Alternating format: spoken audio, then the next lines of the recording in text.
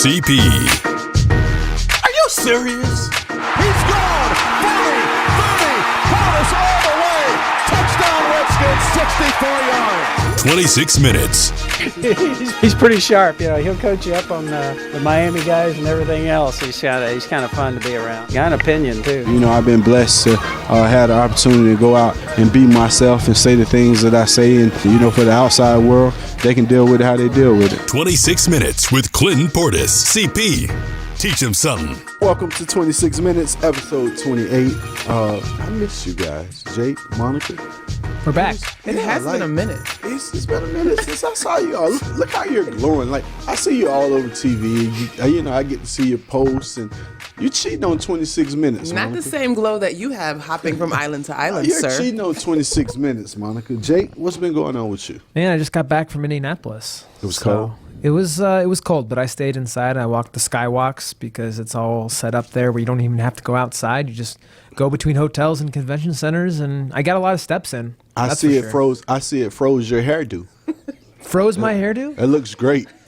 Well, thank you. Although I do need to get a haircut soon. It's a little Well, long I got a haircut. No You one did? even noticed. We did So- notice. we noticed. Oh, you didn't We even notice. noticed. We're gonna wait I for got the a haircut. podcast. Right, Well, we noticed. So it's time for vacation. So I figured, why have this hair on my head? You know, when I could just, I don't want to get my hair wet and mess up my style. Unlike you. No designs on the side or anything, huh? Yeah, no nothing, man. Just clean cut. Real Just simple. Had to change it up. So a lot going on in the sports world. A lot of buzz. Especially Combine, with Combine going on. This is normally where deals are made. I think back to my Combine experience, and you know, I got great Combine stories, right? Because Combine, coming out of college for me was an opportunity where Arthur Blank laughed in my face, and he was like, "Where do you think you should be drafted?" And I said, "At number 3 to the Detroit Lions, or you got to trade with the Detroit Lions to draft me." And he was like, "Ha, no, kid, like, for real, where do you think you should be drafted?" And I said, like, for real, number 3 if you want to get me. Like, hands down, I'm going to win Rookie of the Year. I understood David Carr to the Houston Texans. It was a new franchise. I understood Julius Peppers to the Carolina Panthers.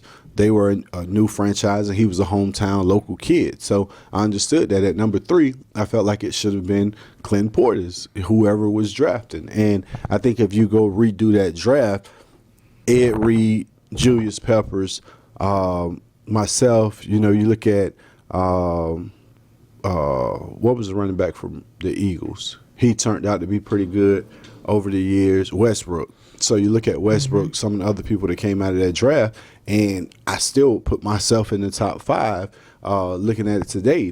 But the next experience was I got traded to the Redskins at Combine. Like, the news broke. Well, it kind of happened at Pro Bowl. The first issue came out, Pro Bowl, where it said I wasn't returned to the Broncos after I did an interview with Adam Schefter. And then you get to the following week or two, well, I think it was like a week later back then, you go to Combine, and Drew called me and was like, okay, the Broncos are open to trading you. And I said, well, it's only one place I would go. And, you know, of course, this can't be breaking news, but this is normally where the agents and organizations talk for the first time heading into free agency. So that's when I found out, like, the possibility was there. And there was only one team I was willing to go to, and that was the Redskins, because the year that I got drafted, the Redskins traded out of the first round to draft Patrick Ramsey. So they didn't have a first-round pick.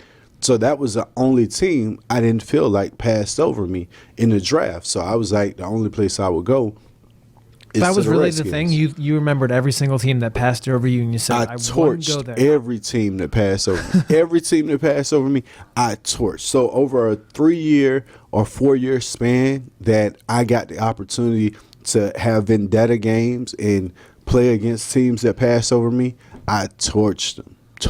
Lit a fire to them. What was the weirdest? Because the big storyline that happens a lot at the Combine is guys who are at the podiums tell the media about weird questions they've been asked by NFL teams. What was one of the stranger questions you received while you were in those 15-minute hotel interviews? Well, back then, they didn't ask weird questions. You didn't have social media where they dug into I had a brother in prison. That was probably the only thing that they discussed, but they weren't asking weird questions. And I didn't have a lot of interviews. I interviewed with the Falcons and had a situation with Arthur Blank, and then I walked out of the Broncos interview.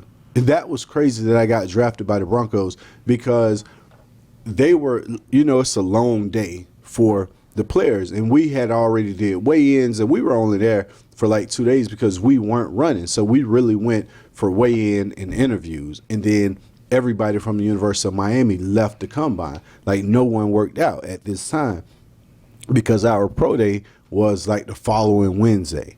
So it was like, no, y'all got to come to Miami to see us. We had the swag, we had the attitude. Like, yeah, I won't be working out. My pro day is next week, March the 3rd in Miami. So it was a long day. And when we get into the interviews, like, I was tired. And I go into the Broncos. They had Terrell Davis, Mike Anderson, Orlando Gary, all 1,000-yard rushers. So I'm sitting with Bobby T, Mike Shanahan in their meeting. I'm like, why are you all wasting my time? You're not going to draft a back. And they were like, we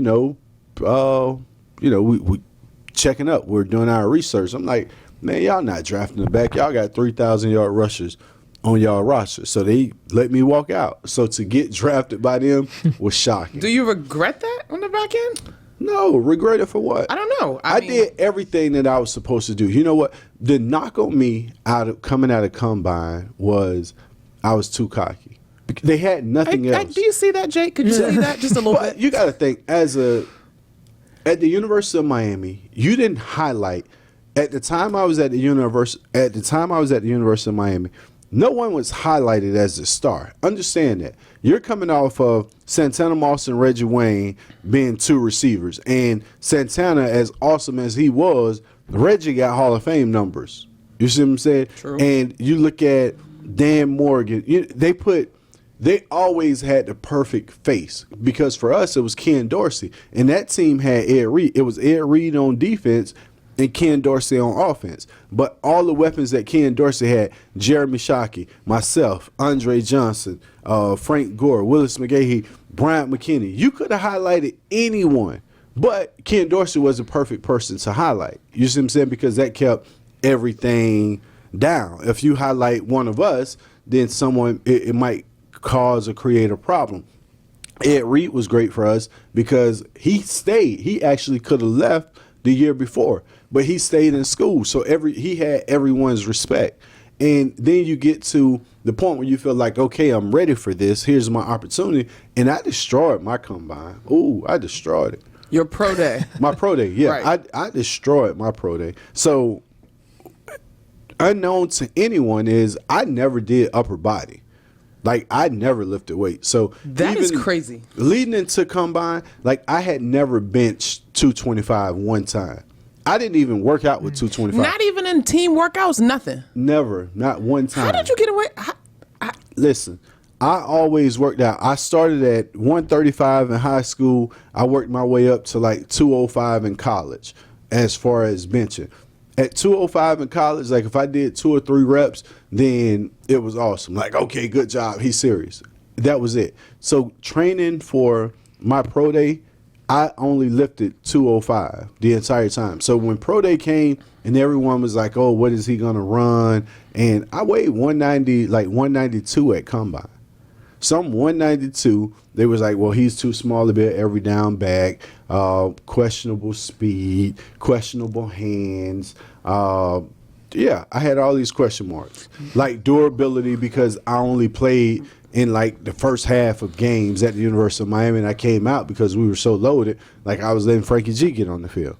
And so it was all these question marks. So when we go out, you know, my broad jump and high jump, vert, all of that, I wasn't worried about. Like I did high jump in high school, so I already knew I was gonna kill it.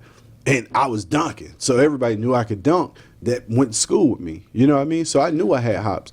What shocked everyone, and all the scouts, I benched 225 8 times. That was the best thing I did at Pro Day. Everybody in the weight room was going crazy. All the scouts looking like, what these people were excited about, because they didn't know I had never lifted.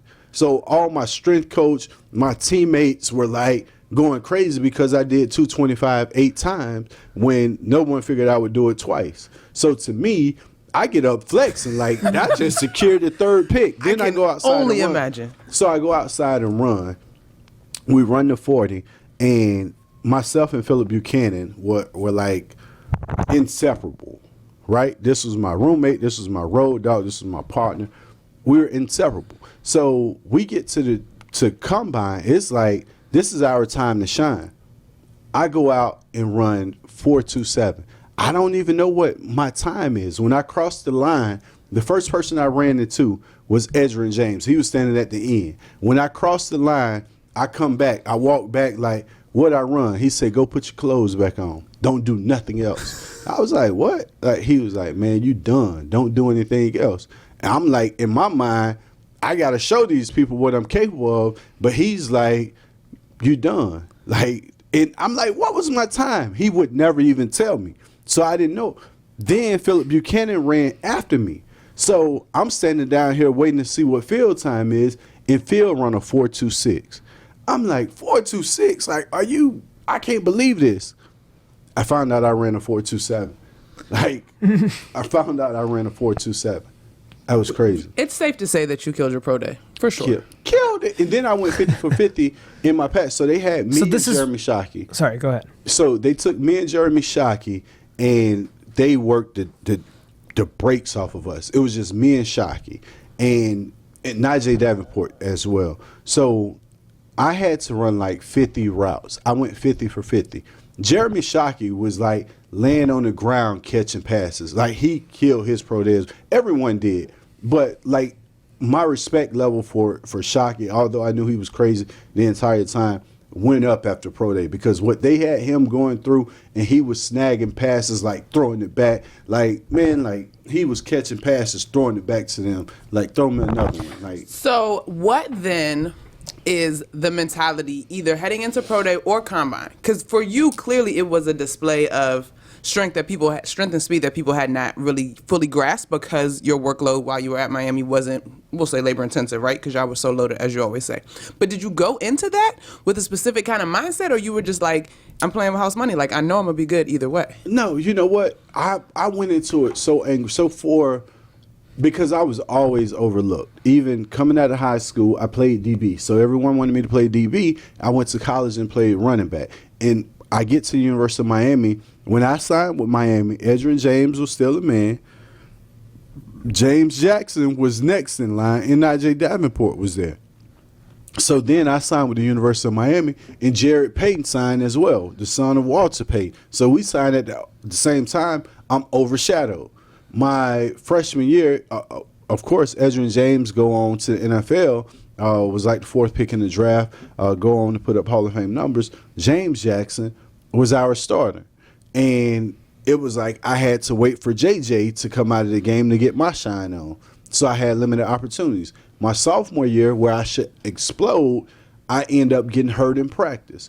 And Willis McGahee had just signed with the University of Miami. So now it's like Willis. So we come back to junior year. Frank Gore signed with the University of Miami. Gosh. And it's still like, oh, someone else should be the running back instead of Portis. And all along, I'm thinking, like, I'm the baddest man. Then I get skipped over in the draft by my former coach. Butch Davis draft William Green from Boston College. So now I'm just constantly overshadowed. So forever, it was a chip on my shoulder. Like, my first 3 or 4 years, and people like, what was different in Denver and D.C.? Like, when I came to D.C., it was finally, like, probably that weight off your shoulder, like, oh, you've been recognized, like, you've arrived. Not that you back up, but that same hard-nosed, like, I got to make it mentality had finally, like, okay, like, finally, you know, to get traded for Champ Bailey and a second-round pick was huge. So it was like,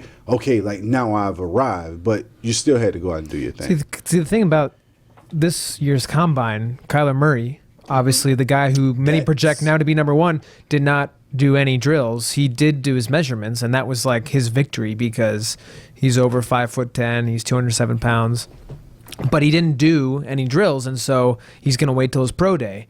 And from his experience, the way he says it, I think he just wants to be more comfortable, and I guess that does relate to a lot of what you're talking about, where you do it in a setting and location that you're feeling a lot better about, where you've done things previously, and you feel like, I guess you don't have the pressures of being in a weird place with too many people looking at you, or I guess that all flows into it. Well, it's like home field advantage. When you look at Kyler Murray, he's going to have his receiver, he's going to have his staff, like he's going to have his teammates around, instead of throwing balls to someone who you've never played with. Like the timing could be off, the adjustment, like people knowing how to catch your balls. So for Kyler Murray, he did have a victory. My bench press was my victory, whereas you look at Kyler, his size was his victory. And now once he get back to OU, now it's about his performance. So I think it's great that he didn't work out. But then you look at Haskins on the flip side, who did work out, like his stock might have went up for his ball. So, everything is kind of according to what you need to do. And I think Kyler Murray actually made himself so much money because now it's Murray or Haskins. If he work out and it's uncomfortable, you got 3-4 quarterbacks that could have possibly jumped him. Now it's him or Haskins, one or two. I think we should also talk about a quarterback that was in last year's draft class. Dun, dun, dun. Josh Rosen. Yeah, that's big news, and we're going to talk about that after you pay the bills. We're going to get started and fill everyone in on Josh Rosen and the players from Combine that we're excited about that could possibly be Redskins next year, and people that killed it at the Combine. So now, pay the bills. Players that could improve the Redskins? Well, how about helping people improve their lives? That's what should drive business, and that's the belief at Koch Industries, which employs more than 65,000 people across America. The team at Koch works together to meet the world's changing needs in transportation, medical care, water filtration, household goods, energy-efficient building products, and everyday technologies, all while consuming fewer resources. See the innovations firsthand at kochindustries.com.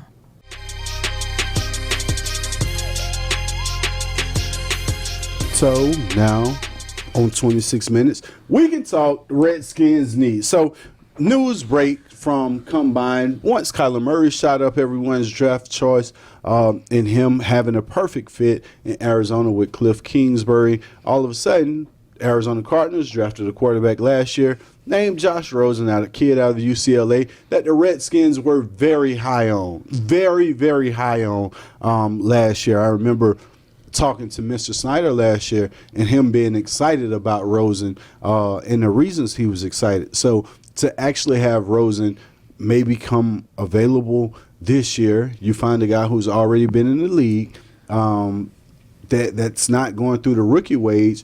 The rookie ordeal that you go to entering the league. So you find a guy who's in his second year instead of having to draft a rookie and go through fixing him to be a vet. So isn't it crazy just the web that creates this whole thing?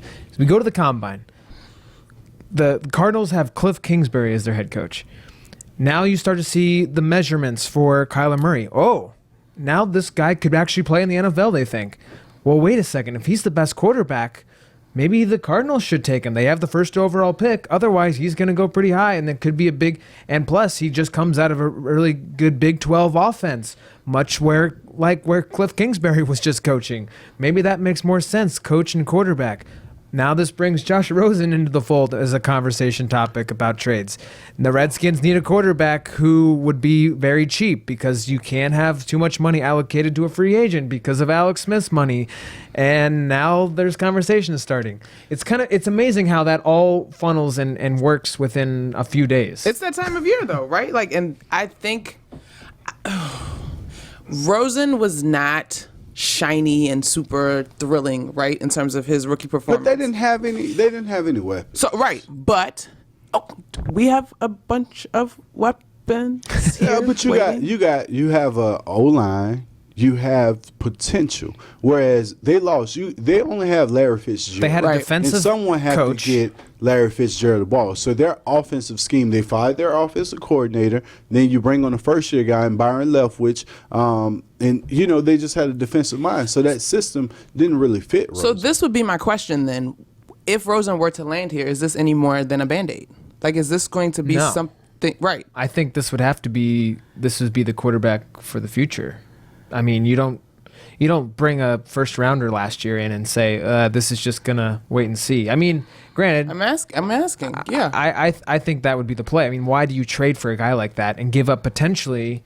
Who knows? That's the real question: is how much would they give up for Josh Rosen? Would it be a first rounder? I think a lot of people think that might be too high, but then a third rounder might be too low for him, considering he was a first rounder.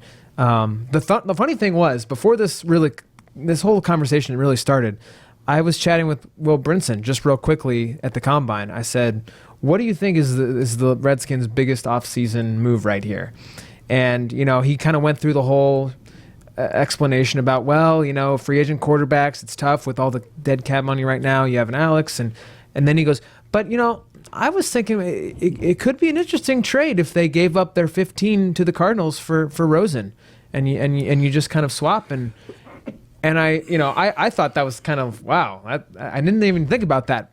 And then all this conversation happens, and I'm thinking, wow, Will Brinson, maybe he knows something. Yeah, but you give up your 15th pick. Like, when you look around, like Amari Cooper went for a first round. Right. Do Josh Rosen deserve right. And you're talking about AB going for a second or third rounder? Antonio Brown could possibly go How for a much of second or third AB's rounder. conversation, though, is kind of this But here's the other extra question. stuff we've seen Here's lately? the other question, though. Is Josh Rosen better than Daniel Jones, who we could No. get at 15? Because there's that question. You say I no, don't think CP? so. Duke quarterback, I think Duke quarterback Daniel Jones have a better upside than Josh Rosen does. Really? The only advantage After 1 year? Yeah, I do. Like, I think you could. Baker Mayfield, he had a good year. You look around the league, Kyler Murray, 1 year. You're not complaining about his situation. Dwayne Haskins, 1 year. Like, everyone just jumped on. Like, I want to get back to Kingsbury.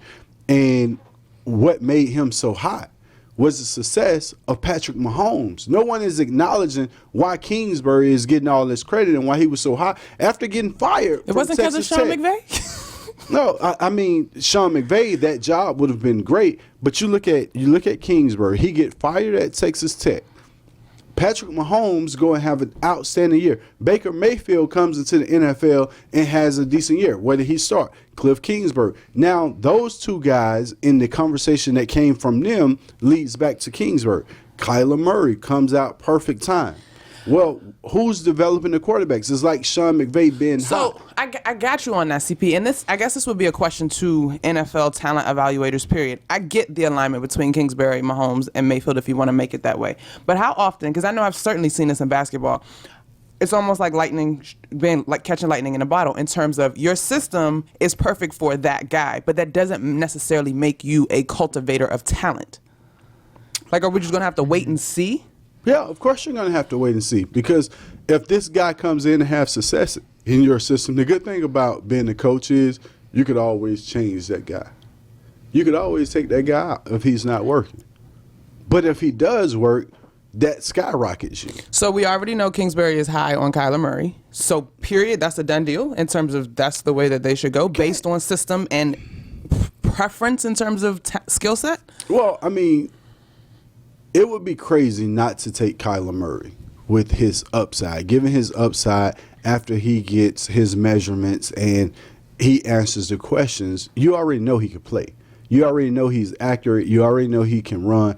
I've been saying for the longest, Russell Wilson is my comparison to Kyler Murray. How many people would go and redraft Russell Wilson earlier? And how many times has now? Russell Wilson beaten the Cardinals? Yeah, I mean, they see this firsthand. You have to get someone who's going to be competitive. You're talking about a division that have, who else? The 49ers, And the Rams. Seahawks, the Rams. those defenses alone, you're going to have to get away from. Right? The I got you. 49ers are bringing it. I got you. The Seahawks are bringing it. So you're going to have a mobile quarterback to escape some of that pressure. And then imagine their running back comes back healthy. Johnson. Mm-hmm. Now you got a great 1-2 combination. You got to add receivers. AB, he's available. Go get your AB. boy.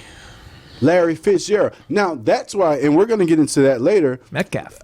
Yeah. Ooh, Metcalf. Ooh, that's who had the best combine to me. I think Yeah. Metcalf, the wide receiver from Ole Miss, really made himself some money and well deserved. You know, I think when you look at a lot that came with that, the pressure of him, Ole Miss, and DK Metcalf, Mississippi, he ran a 4.3 in his 40 and a 40.5-inch vert. This was after he went viral on Instagram showing off his entire 1% torso. body Oh, fat. you- Okay. Oh my God. 'Cause- Anyway, continue. Yeah.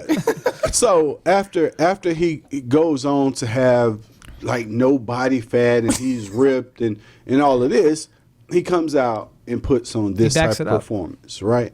And you're talking about a questionable college career because he wasn't healthy and everything that went on at Ole Miss. How does Ole Miss get the #1 recruiting class? And you look at all these kids that's coming out of Ole Miss. A lot of those guys were a part of the classes, the #1 recruiting classes that Ole Miss had 2 or 3 years in a row. So you look at Metcalf, and he separated himself from all the other receivers. And his teammate, what's the other kid name? The A.J. other Brown. receiver. Yep, AJ Brown. Yeah, A.J. Brown. So those guys could be 1-2 in receiver because Brown from Oklahoma had surgery. So we haven't even seen him perform. Mm-hmm. So now you're talking about 2 kids from Ole Miss that no one had ever heard of coming into Combine being first and second receivers taken. Mississippi, just the whole state. Yeah, I'm from Mississippi. Montez You know Sweet. that, Oh, right? here we go. Oh, yeah. Mississippi. You know I'm from Mississippi, Here we right? go. Fred Smoot came walking in the hallway. That's the first thing. Boy, you see those kids from Mississippi? So talk about sweat performance. We need to rush in. We need to rush in. Here's a guy who just ran 4.41, fastest time Since 2003 for a D since lineman. 2003 for a D lineman. So what direction do you go in? Like, do you really Because, who knows if Preston Smith is coming back when he tests free agency. another Mississippi State guy? Right. We're just on a roll with the state of Mississippi. replaces Mississippi State. And you know what's funny? When I was watching him at Montez at the podium, he sounds just like Preston, too. Like I'm just sure his- everybody That from regional Mississippi thing sound is alike. thick. Yeah. It's thick. Although Preston Smith is from Atlanta, to be clear, but he went to Mississippi State. Yeah, That's you South. just need, It's all the same 4 bucket. years. Yeah, you need 4 years in Mississippi. But it's a whole Southern thing, like Monica said. But when you look at all the other performances, the guys that stood out, like we talked about Haskins, Kyler Murray, Metcalf, Sweat. Who else do you think made themselves some money at Combine? I think Quinnen Williams, the defensive D lineman tackle from Alabama, from Alabama. yeah, he put up a pretty good 40. I think it was in the 4.7 range. And that guy is Over huge. 300 pounds running 4.7. I mean, it's just like it's amazing. You keep watching. You have Allen and Payne, and you have the amount that they were able to produce on that line alone is incredible every year. Even going back, even Deshaun Hand. I mean, it goes on and on. So from an Alabama perspective, I think those are always the guys that are going to do well in the draft. It's funny just because would the Redskins go for another Alabama guy in the first round? They Changing the definitely would. culture. I mean, we talked about that a bunch over the pod. I don't But know. you sh- I don't know if they the only other person I would say from Alabama that the Redskins really need would be Deontay Thompson at safety. Though Yeah. I'm not sure. Again, the value of 15 right now. I think you might look at even left guard. That's a big question mark. The Redskins. Well, have I right think now what too. the Redskins should look Cody at. Ford's out there. Who you're talking about all those guys, but you're talking about a guy, the linebacker from LSU, Devin White, and the linebacker from Michigan. I would rather Gary. have White, but Gary, who had a great combine. So there's a lot of guys who made themselves some money. But that kid from LSU, the linebacker Devin White, he could play some football. See, this is why I think getting a quarterback either in free agency or this Rosen idea makes more sense because the Redskins have so many other needs right now to then spend the 15 on a quarterback. I just feel like you've got to be able to upgrade more talented players somewhere else on this team besides quarterback if you can get somebody to Well, fill you that got to look void. at how they want to build. If they have a D-line that they believe in, all of a sudden you get some linebackers. Now your secondary is automatically better and allows you to take guys later in your secondary because you got some players that can play. It's just finding a safety or two, and this draft is loaded with safeties. But then prioritize it, y'all. What's the first need that gets filled? Like, what's the first thing that has to be filled here? Well, it depends on what you do in free agency. Yeah, free agency is at least Take Rosen off the table. Meaning we got Rosen or we don't get Rosen. Let's do it. Let's say we got him.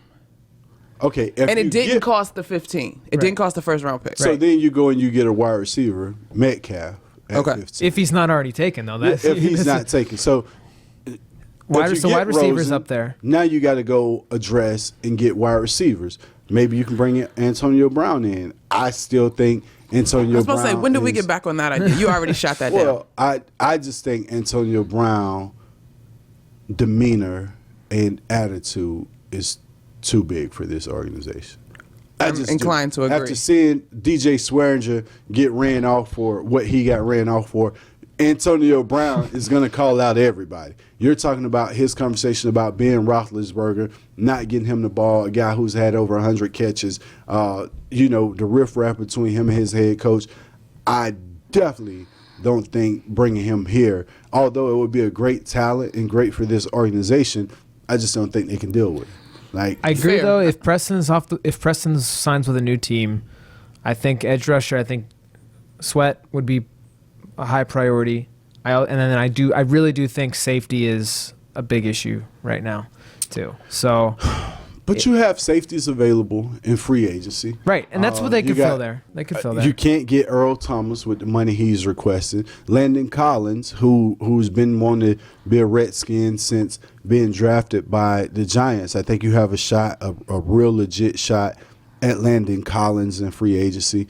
You have some other guys available, especially in the draft. You got a bunch of young guys, especially safeties are pretty good. You got Alabama safety. So you got some playmakers at safety. You need to get a cornerback. You need to get another cornerback, like a real lockdown, shutdown cornerback with some speed, because your overall team speed is not needed. That's why I was so high on White from LSU, because now that gives you someone who can run, and you get two linebackers that can actually come downhill and both can run. So now your secondary, you could make your secondary work. There's But- also the lingering question of Reuben Foster and when he can True. return. Well, that's what I'm saying. If Reuben Foster, after what we know now, it looks like Reuben Foster will get back on the field, not knowing how many games he's going to be suspended for. But once Reuben Foster get on the field, if you got Reuben Foster and White as your two middle linebackers, when teams look across the field, all of a sudden it's like, we really don't want, especially with the D line that we have. Gotta right? account for those guys for sure. There's basically what this is saying is the Redskins have a lot of needs, a to lot of address, options for sure.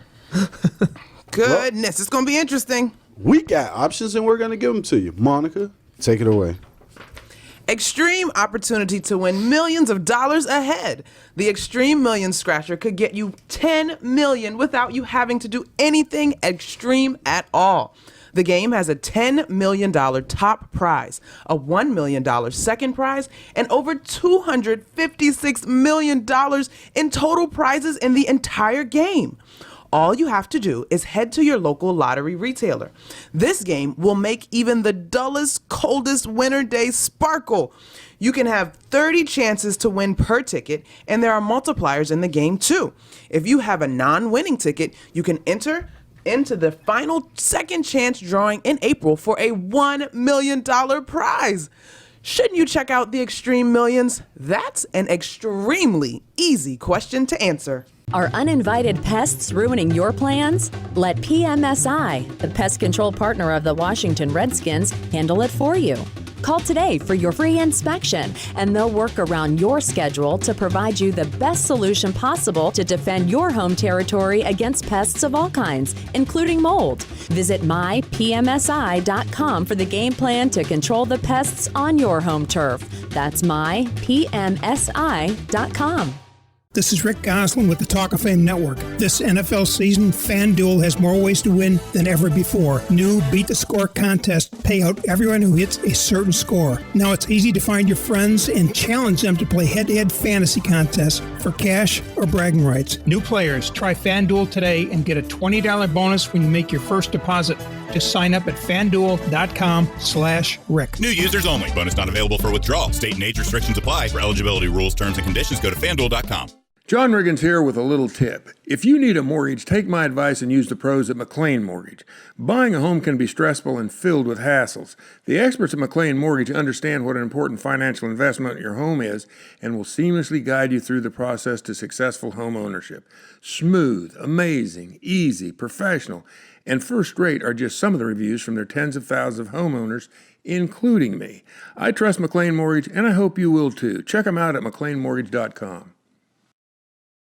Hail to the Redskins this year with gear from the official Redskins team store. From Nike player and personalized jerseys to a great selection of new era hats, the Redskins team store has you covered. Plus, we have an amazing variety of youth and ladies apparel and everything you need to throw the perfect tailgate party. And we have signs, flags, and collectibles for the perfect Redskins man cave. So hail to the Redskins in style at any of our 4 Redskins team stores or online anytime at RedskinsTeamStore.com. Your heart works hard, and sometimes its parts need repair. That's what we do at Innova's Structural Heart Program in Fairfax. With outcomes that exceed the national average, we're a leader in both minimally invasive repair techniques and surgery to address heart valve disease. Give your heart the benefit of care from Innova Heart and Vascular Institute. Find an Innova physician by visiting innovaheart.org/valve. Innova. Join the future of health. Have you been fumbling on your diet during tailgate season? Well, it's a new day for a new game, and White House Foods has the solution for you. With the vinegar beverage of choice, Detox. Packed with lemon, honey, cinnamon, and apple cider vinegar, this organic, non-GMO verified product is the play you need to get your head back in the game. From our orchard fields to your football field, White House.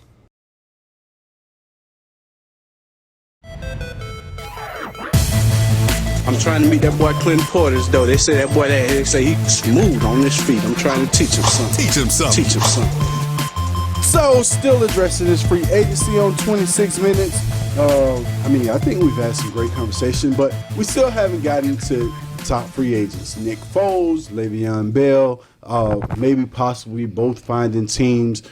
Adrian Peterson buzz, maybe he's not going to be a Redskins and they're going to have to rely on Geis. They're willing to put the house on Geis. But when you look at Nick Foles, the Jaguars and Nick Foles seem to be a done deal after Combine is over. No one knows because it's not official, but so air Nick quotes. Foles, air quotes, Nick Foles will probably end up to the Jags. Le'Veon, Jets, Ravens, interested in Le'Veon. So two Jets, AFC Ravens. North. Well, Okay. yeah. I'm still a little surprised the okay. Colts haven't really pushed for him. But I think considering the all Colts are the gonna make cap space. I know. I think the Colts. I think that's where he ends up with the Colts. That makes sense. I mean, it seems like that they already have. that would improve them Put them so over the much top. more, and they have the room to pay him. They have a better foundation, I think, where he would thrive a little more than the Jets. And I just think that makes more sense, especially because how many more years does he have left in his prime? I mean, maybe 3, 4. So think about this: with all of the That might be cap too much, space that honestly. the Colts have, and the young nucleus that they already have, what if the Colts go out and get Le'Veon and AB?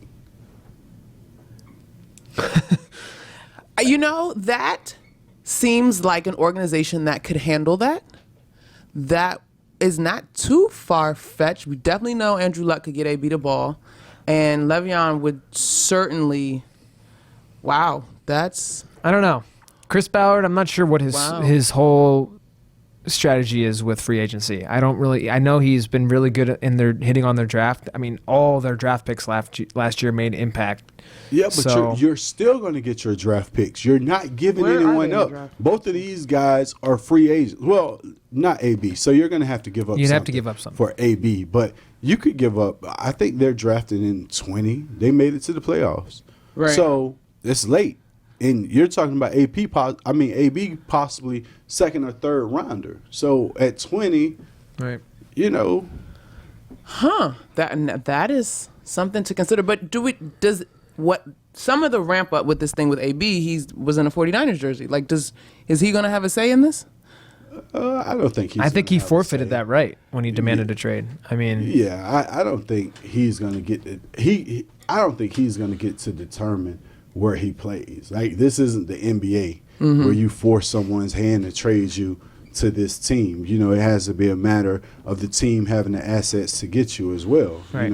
If he was a free agent, then that's different. But I'm not sure about Adrian Peterson, though. I think the Redskins are probably looking at the fact that they don't have a lot of salary cap right now, and they're probably going to have to make a few moves here where they either cut some players to get some more, restructure some contracts. Because how much are you willing to pay Adrian Peterson? Well, considering you have Darius Guys coming back. You're paying him for what he's already done. You're paying him. Yeah, but are you though? Because the discount he gave you last year, he outplayed. He definitely your contract last year. So now you're just saying thank you. You see what I'm saying? Yeah, but you can't afford to say thank you. Yes, you can. Like, not when you have Darius Guys. But I do feel like injury, I was about to say, I feel like that's a lot. You have Darius Guice coming off of injury, who hasn't done anything. We just know Darius Guice is a great talent. I would love to see Darius Guice on the field, take over the load, and carry this team. But coming off of knee surgery, how realistic is that? Do Darius Guice come out and he's better than he was his freshman or sophomore year at LSU? I don't think so. I think it's the same risk as bringing Adrian Peterson on for a veteran minimum. We didn't know what he was going to do. He showed you. No risk. Yeah, that was no risk at all. That's what I was thinking too. What I'm saying is the amount. But Darius Guice on the rookie contract. I mean, but you're putting your team. If something happened to Darius Guice, or if he's not ready and he needs another year or so to develop, then you just went in an issue that you fixed last year. You just opened up another hole in this team. Like, your running back room could actually be really strong if you got AP Guice and Chris Thompson. Right, but we've already talked about how many needs the Redskins have and how much money needs to be allocated into other positions. Left guard, big issue. How are the Redskins going to fill that? Left guard has been a big issue since before I came. Okay, that doesn't mean obviously they're not interested in. They let Trent take on two people, so Trent could restructure. You got to get some guys off the books. If you lose Crowder, right? Crowder has probably been your best receiver. You look at Jordan Reed, who hasn't been on the field. You're talking about maybe we lose Preston Smith. Like, you're paying a bunch of guys. Alex Smith, who's not going to be on the field. You're paying a bunch of guys who's not on the field. Josh Norman, are you getting the full value out of Josh Norman that you're paying him to get? Like, some of these guys who's not, you got to go and talk to them about restructuring. Like, hey, you know what? Right. We don't have any room. That's what I'm saying. Let's give you some money up front. So you're paying a lot of guys because your nucleus are all on rookie contract. Mm-hmm. The nucleus of this team, which is the D-line, all on rookie contracts. So who are you paying? Who are you paying on defense outside of Josh Norman? Nobody right now. Right. Right? Offense, where's your money tied up? Alex Smith, he's not going to play next year. I think not only is AP worth keeping based on previous production, but I still think he's got juice in the tank.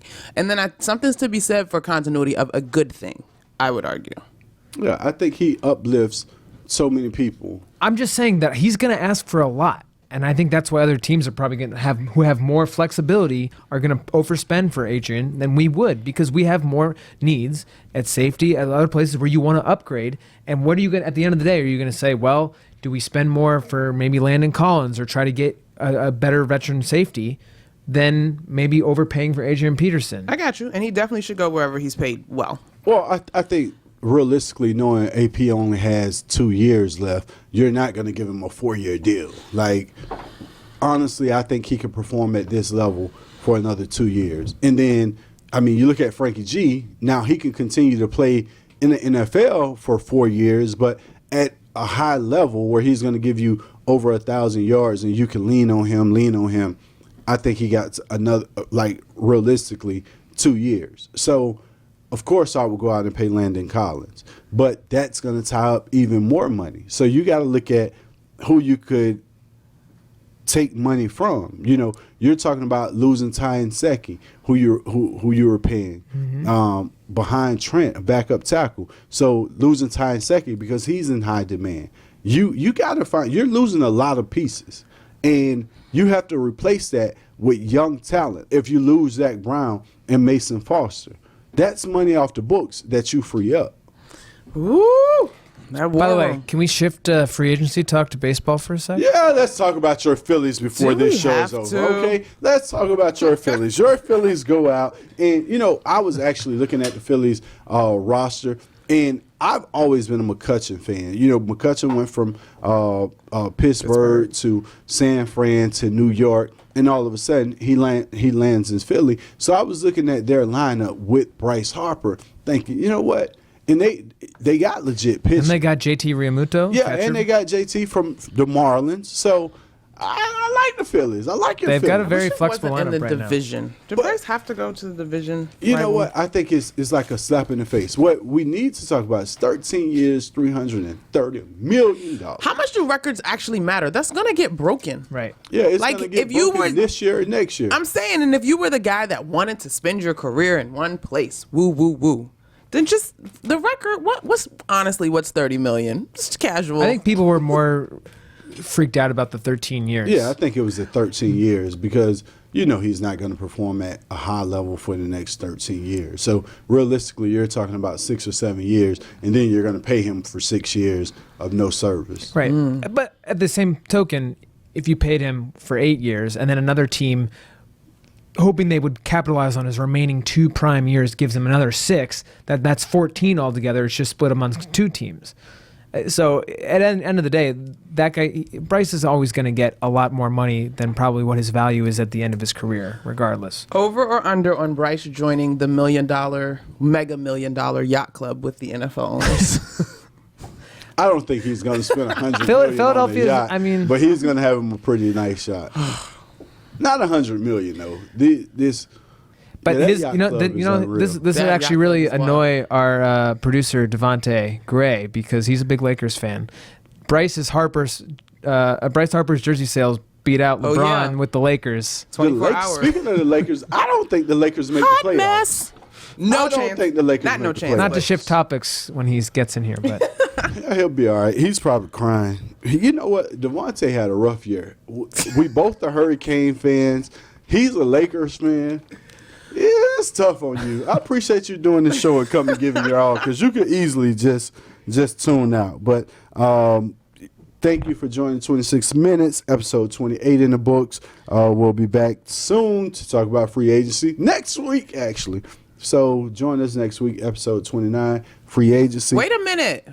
CP actually brought cupcakes from his mom, red velvet cupcakes. I always give you crap for not sharing good food, but he brought it this week. Hey, listen, I can't wait till next week till you tell these people how that cupcake tastes. That's what I'm waiting on. But thank you for joining 26 Minutes. Peace out.